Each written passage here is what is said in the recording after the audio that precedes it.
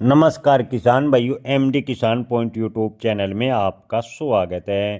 चावल निर्यात में बढ़ोतरी, क्या आने वाले दिनों में धान के भाव में बनेगी तेजी?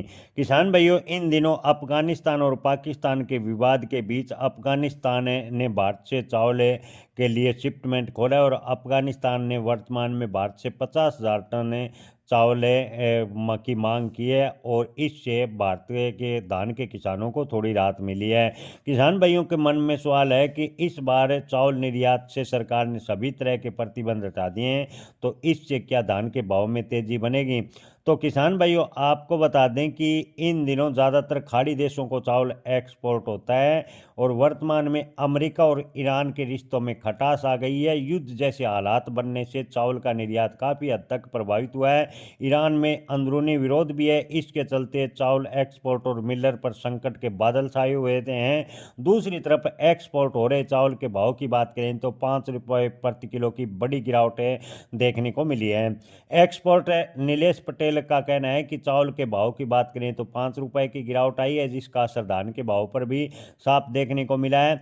वहीं विपिन इंडस्ट्री राइस मिल का संचालन करने वाले मनोज जैन का कहना है कि अभी भारत के पास तैयार माल है, लेकिन जा नहीं रहा। अंतर्राष्ट्रीय तनाव की वजह से काफ़ी हद तक निर्यात प्रभावित हो रहा है।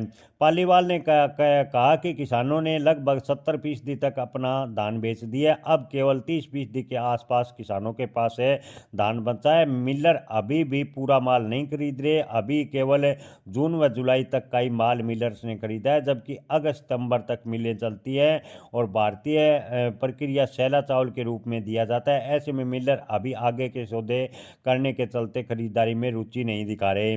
इंडस्ट्री एरिया के विपिन इंडस्ट्री राइस मिल का संचालन करने वाले मनोज जैन का कहना है कि वर्तमान में बाजार की स्थिति विकट है, लगभग सभी मिलर असमंजस की स्थिति में है।